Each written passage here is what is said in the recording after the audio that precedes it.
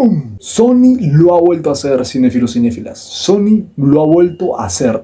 Lo mismo que ocurrió allá por diciembre a finales del 2018 está ocurriendo hoy en día. Spider-Man a través del Spider-Verso es un peliculón como la copa de un pino, cinéfilos y cinéfilas. Bienvenidos a este nuevo video en la que vamos a comentar Spider-Man a través del Spider-Verso, la película recientemente estrenada del personaje, protagonizado por el personaje de Miles Morales, y la cual hay mucho de qué hablar sobre esta película estupenda que ya les voy adelantando, que es de las mejores que voy viendo este 2023, y ahora mismo la vamos a comentar. Bienvenidos cinéfilos y cinéfilas, vamos a comentar Spider-Man a través del Spider-Verso.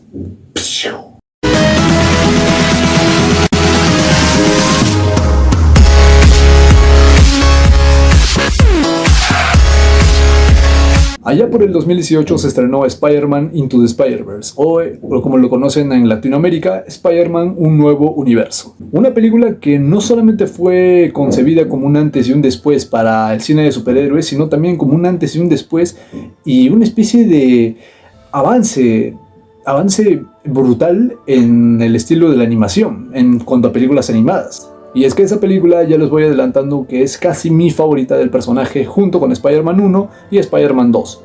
Es que de verdad, es que Spider-Man Into the Spider-Verse, Un Nuevo Universo, es que es un peliculón como la copa de un pino. Y ahora mismo, hace poco, se ha estrenado su secuela, Spider-Man Across the Spider-Verse, o como lo han traducido en Latinoamérica, Spider-Man a través del Spider-Verso.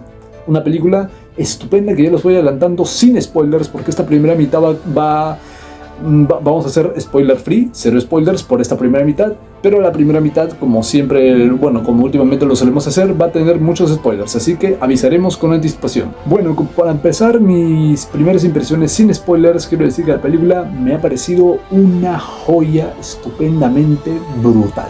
El desarrollo del personaje de Miles Morales va creciendo más, y además nos presenta a ver más de personajes que ya conocimos de la anterior película, como por ejemplo Spider-Gwen, Gwen Stacy, y efectivamente, tal como veíamos en los avances, nos presenta nuevos personajes, nuevas variantes de Spider-Man. Nos presenta el personaje de Spider-Man 2099, Miguel O'Hara, que ya les adelanto que es el que se roba el show total de la película, junto con otro personaje que ya lo vamos a comentar. Y quiero decir que la animación ha avanzado estupendo. O sea, la animación ha avanzado de manera brutal. Aunque, mira, en la primera película ya vimos un avance estupendo. Un avance de locos que hace como si un cómic hubiera cobrado vida. Todos los gráficos, la calidad de la animación, toda esa paleta de colores, ese contraste de una imagen con otra, es como si estuviéramos viendo un cómic en pantalla, un cómic cobrando vida, y eso es de valorar muchísimo. También cabe mencionar que la historia de Miles Morales se va desarrollando a más. Es un chico de Brooklyn que se va creciendo, se va desarrollando, se va adaptando a su nueva vida de superhéroe como Spider-Man, mientras que poco a poco va ascendiendo y a enfrentar asuntos mucho más serios y maduros, y eso transmite muy bien la película. Es una película, es un poco más seria de lo normal, más seria de lo normal, o sea, es una película animada. Una película animada, mayormente muchos dicen que es una película tonta, que es para niños, pero error, señores y señoras. Una película de animación no implica que sea solamente para niños, porque esta película, junto con su antecesora, la pueden disfrutar ya sea niños o adultos. Y en esta secuela se toman mucho más en serio todo el contexto de la historia, todo el contexto de cómo se va desarrollando la trama, los asuntos que tiene que desarrollar Miles Morales y todos los otros Spider-Man. Y es que de verdad, esta película es un poco más seria que la primera, tiene menos humor y se puede tomar bastante en serio, y eso que me sorprende, que esta película de animación se puede tomar muchísimo más en serio que la mayoría de las películas del UCM o que otras de superhéroes en general. Se lo repito y lo digo en serio, Sony lo ha vuelto a hacer, y yo creo que esta saga va a ir ascendiendo hasta convertirse en una saga exitosa, que no solamente millonaria, sino también de buena calidad.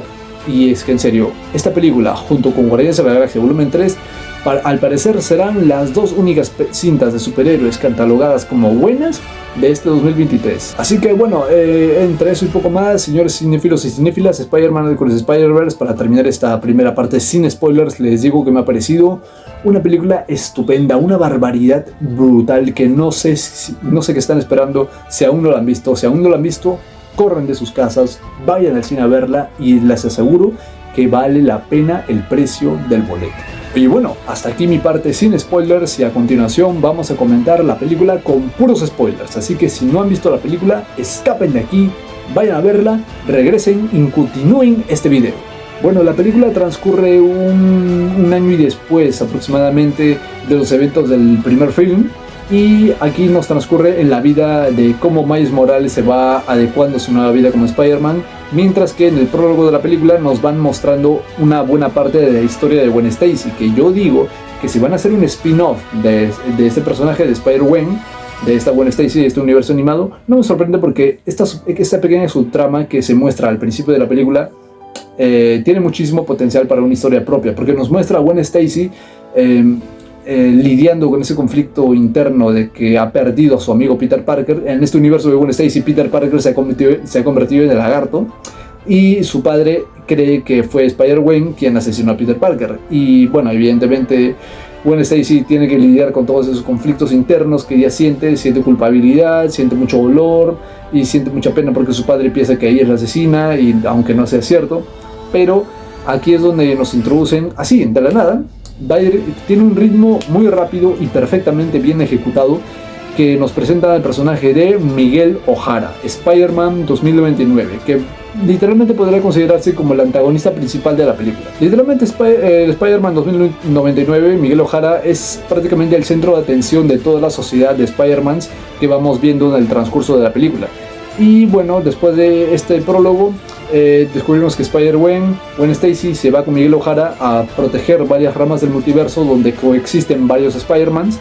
Y durante este tiempo nos transcurre la vida de Miles Morales, que va creciendo, se va adecuando a su nueva vida de superhéroe, hasta que de repente Gwen regresa a la dimensión de Miles. Como habíamos visto un pequeño preámbulo de este hecho al final de la primera película, bueno, pues Gwen conversa con Miles. Se empiezan a ver después de un año y medio aproximadamente, y bueno, después de este breve reencuentro, Gwen tiene que regresar a la dimensión paralela donde coexisten varios Spider-Mans, y Miles quiere ir con ella, ¿por qué? Pues por el poder del amor.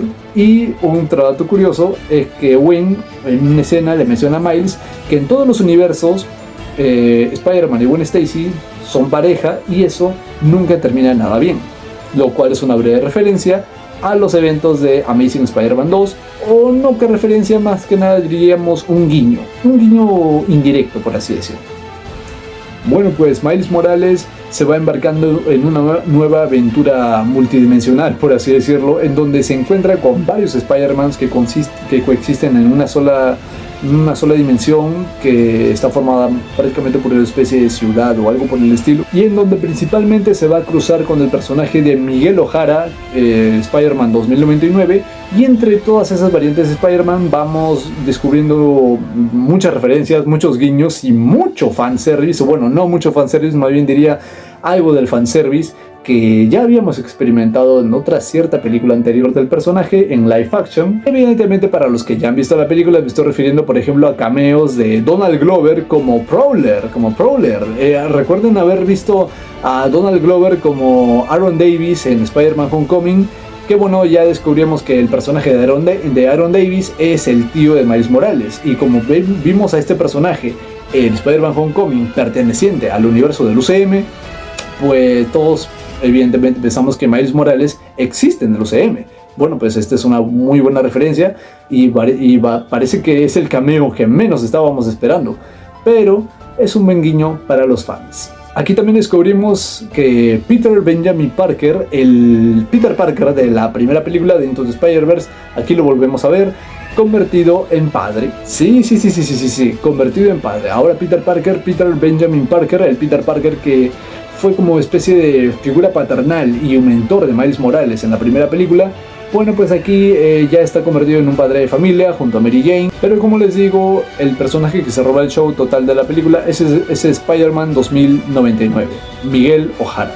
Este personaje tiene una subtrama que se puede desarrollar bastante bien en un spin-off en solitario si lo llegan a hacer, porque es una subtrama muy interesante, de hecho, que bueno, Miguel O'Hara explica quién es, que bueno, él sabe bastante de las ramas multiversales de todos los Spider-Mans que coexisten en el multiverso, y él explica a Miles todos los hechos que deben ocurrir, todos los canons que deben transcurrir para que todas las líneas del tiempo estén en su principal orden. Y hay un hecho que va a desatar todo un conflicto entre Miles y Miguel O'Hara y todos los otros Spider-Man. La muerte del padre de Miles Morales. Resulta que Spider-Man 2099 le explica a Miles Morales que todo multiverso tiene un canon principal y que todo debe ocurrir según las líneas temporales. Y la muerte del padre de Miles Morales es un hecho que debe de ocurrir. El problema es que si lo impiden, pues pueden provocar un caos multiversal, pueden desviar y ramificar nuevas líneas del tiempo y el multiverso se puede colapsar. Evidentemente esto altera bastante a Miles, quiere salvar la vida de su padre, pero eso puede desencadenar todo un caos multiversal, algo que Miguel O'Hara quiere impedir de todos modos. Y bueno, pues ahí se desata un brutal enfrentamiento entre Spider-Man 2099 y Miles Morales, y entre todos los Spider-Mans, Miles va escapando de toda esa base Spider-Gente, por así decirlo. Y todos los Spider-Man lo persiguen, Miguel O'Hara lo persigue a lo bruto, tienen una pelea brutal, Spider-Gwen y Peter lo tratan de ayudar y todo eso, hasta que Miles calcula una máquina para poder regresar a su dimensión y regresar a su universo principal, a donde él corresponde, para poder evitar y salvar la vida de su padre. Pero antes de seguir al final, porque esto ya transcurre evidentemente al final, tenemos que hablar de un personaje bastante importante: La Mancha. O bueno, para que no suene tan tonto, por así decirlo, porque me parece un nombre un poquito ex Spot. Pues bien, el personaje de Spot es un personaje bastante interesante, pero diría que tiene unos puntos cómicos que a veces ya me llegan un poco a quebrantar. Pero eso no afecta para nada mi experiencia con la película. De hecho, su personaje tiene una subtrama que proviene del pasado de Miles, sobre todo de la primera película, porque Spot él fue un humano científico que había trabajado en esa máquina, en la máquina de Kingpin de la primera película, cuando Kingpin quería traer de regreso a su familia, en esa máquina, en el colisionador, donde atravesaba todos los multiversos y que quería traer de vuelta a la familia de Kingpin y todo ese rollo. Bueno, pues después de que Miles se enfrentase a Kingpin y toda la máquina de colisión se empieza a explotar y todo eso, bueno, pues el científico sufrió todos los daños que generó la explosión de esa máquina y prácticamente toda su piel se volvió de color blanco y tiene como unos agujeros negros por todo el cuerpo, y esos agujeros son como agujeros multidimensionales que cuando metes cualquier parte de tu cuerpo, tu pie, tu mano, etcétera, etcétera, viajas a otro universo. Bueno, pues el personaje de Spot, con el pasar del tiempo en el transcurso de la película, tiene varios enfrentamientos con Miles, piensa que él es el culpable de todo lo que le ha pasado y todo ese rollo, y con un poco más de energía en un punto de la película pues se vuelve un ser ultra chicha mega poderoso, y lo que quiere hacer es matar a Miles y a todos sus seres queridos, y uno de esos seres queridos es la muerte del padre de Miles. Prácticamente así nos va presentando la película, nos va presentando diferentes subtramas que al final todas van colisionando y todas van a empezar a tener un poco más de sentido común. Todas están conectadas y se entiende perfectamente bien, claro, obviamente si le prestas atención, pero el final es brutal y me dejó con la boca abierta como tamaño de plato. Es que lo que pasa al final es que Miles Morales, llegando a su dimensión, pues llega a su casa y le quiere explicar a su madre que él es Spider-Man, pero su madre no le cree, se burla de él y todo ese rollo, hasta que de repente Miles se empieza a distorsionar. Recuerden que los personajes en este universo animado, en esta franquicia animada de Spider-Man, bueno, pues los personajes que no pertenecen a una dimensión pues se empiezan a distorsionar y sus células se empiezan a desvanecer, y eso los está matando de poco a poco. Bueno, pues como Miles se empieza a distorsionar, se da cuenta de que ese no es su universo, no es su universo donde él proviene. Pero para esto pasamos un punto atrás. Resulta que Miguel O'Hara le había explicado a Miles sobre todo lo que tiene que pasar en cuanto a las líneas temporales, sobre todo en las líneas temporales de cada Spider-Man. Si bien tenemos que recordar en la primera película que la araña que mordió a Miles Morales se distorsionaba también. Sí, se distorsionaba, lo cual quiere decir que esa araña no era de esa dimensión.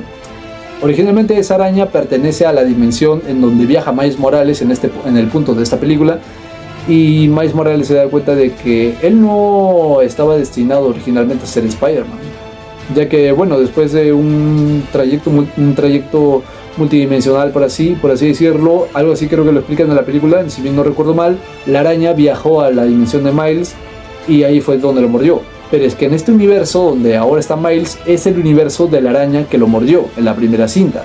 Y en este universo no existe un Spider-Man, no existe un superhéroe, no existe un héroe arácnido, no existe nadie. En este universo el que está vivo es el tío Aaron Davis, el tío de Miles Morales. Y el que ha fallecido es su padre. Todo esto se va desequilibrando hasta que, bueno, Gwen Stacy había regresado a su dimensión, hasta que recibe la ayuda de un personaje que también se roba la película, se roba el show, que es Spider-Punk.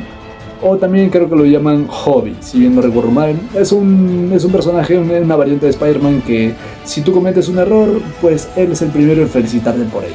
Es un personaje que cae bien y que me gusta ese personaje, me gustó verlo y espero volver a verlo muy pronto. Pero regresando con el final, descubrimos que Miles Morales descubre que el tío Aaron está aliado con Prowler, con el Merodeador. En este universo el tío Aaron no es el Merodeador. El Merodeador es el propio Miles Morales de ese universo. El Miles principal, Miles Morales, el que conocemos de siempre, se queda sorprendido y a la vez atemorizado porque está todo atado, no puede hacer nada y está prácticamente atrapado en esa dimensión que no es suya. Pero no todo está perdido, porque Spider-Gwen acude a la ayuda de varios otros amigos que no necesariamente estuvieron ahí en esa dimensión donde cohesionaban todos los Spider-Mans. No. Tiene la ayuda de varios sus otros amigos de la primera película. Tenemos la aparición de Spider-Man Noir, Spider-Man Ham, Penny Parker y los otros Spider-Man. Tenemos a Peter Parker, a Peter Benjamin Parker con su hija que siempre la lleva cargando, llevándola al combate. Y hoy evidentemente de nuevos personajes que ya habíamos visto en el transcurso de la película, sobre todo en una escena de rescate junto con Miles y con Gwen, pero bueno, no recuerdo exactamente cuáles eran sus nombres porque son demasiados y en mi cerebro no cabe muchísima información, pero el caso es que se unen a Gwen y al demás variantes de Spider-Man, así que todo esto termina en un cliffhanger de Gwen y los otros Spider-Man en busca de Miles, lo que queda como gancho para la tercera entrega Spider-Man Beyond the Spider-Verse, que llega el 4 de marzo del 2024. Así que hay que esperar solo poco menos de un año para poder disfrutar de esta tercera y, por cierto, confirmada como la última entrega que contará la historia de Miles Morales. En conclusión, gente de cinéfilos y cinéfilas, Spider-Man a través del Spider-Verse es un peliculón estupendo con una animación fantástica, con unos diseños gráficos y una paleta de colores y un contraste colorido bastante brutal que hacen que estuviéramos viendo un cómic en pantalla. Los personajes se desarrollan de manera sensacional. El personaje de Miguel O'Hara es muy interesante y es un muy buen añadido a este universo. Spider-Man Gwen Stacy se roba el show también cada vez que aparece, y creo recordar que están desarrollando un nuevo spin-off del personaje en este universo animado. Y yo le tengo fe a ese proyecto, yo le tengo fe. Y cinéfilos y cinéfilas, ¿qué quieren que les diga? Spider-Man está en mi corazón. Spider-Man está en mi corazón. Esto lo representa. Spider-Man es mi personaje favorito. No conozco mucho de sus historias porque no soy lector de cómics, pero sí conozco detalles bastante interesantes y sí conozco varios conceptos básicos de las historietas.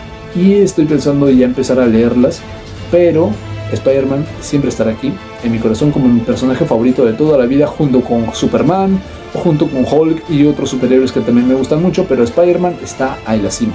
Y esta película demuestra qué es lo que significa ser Spider-Man, y ese es un punto muy positivo de esa entrega.